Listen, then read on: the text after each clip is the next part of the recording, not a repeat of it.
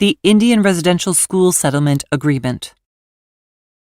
On September 30th, 2019, the names of 2,800 children who died in residential schools in Canada were released by the National Centre for Truth and Reconciliation in a ceremony in Gatineau, Quebec. But what was the Indian residential school system? The Indian residential school system was a network of boarding schools that were operated by the Canadian government and various Christian denominations from the 1870s to the 1990s. The residential schools were established as part of the Canadian government's policy of aggressive assimilation, which aimed to eliminate Indigenous cultures and assimilate Indigenous peoples into the dominant euro-Canadian society.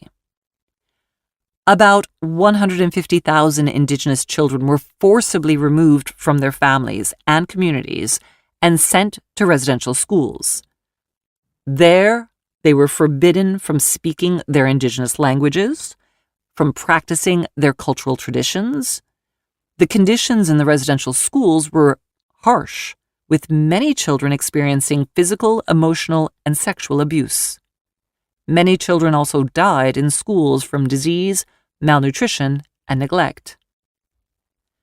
The trauma and abuse experienced by children in the residential school system had intergenerational effects, impacting the mental, emotional, and physical health of Indigenous communities for generations. The Indian residential school system has been described as a form of cultural genocide. While most of the 139 Indian residential schools ceased to operate by the mid-1970s, the last federally run school closed in the late 1990s.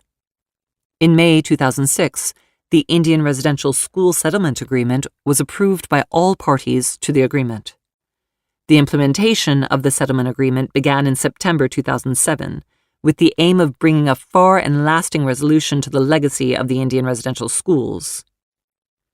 In June of 2008, on behalf of the Government of Canada and all Canadians, Prime Minister Stephen Harper stood in the House of Commons to acknowledge the intergenerational damage caused by this policy, and to offer an apology, asking for forgiveness from the Indigenous peoples of Canada. Under the agreement, the Canadian government established a compensation program for survivors. The compensation program included two main components: the Common Experience Payment, CEP, and the Independent Assessment Process, IAP.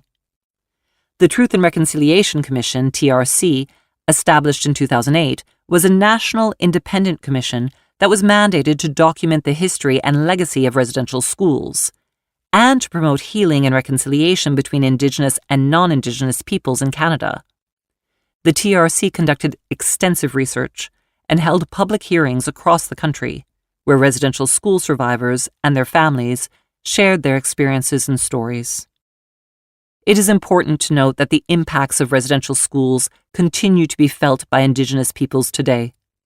The legacy of residential schools has contributed to the ongoing marginalization and discrimination of Indigenous peoples and has had profound impacts on Indigenous communities' health, well-being, and cultural continuity.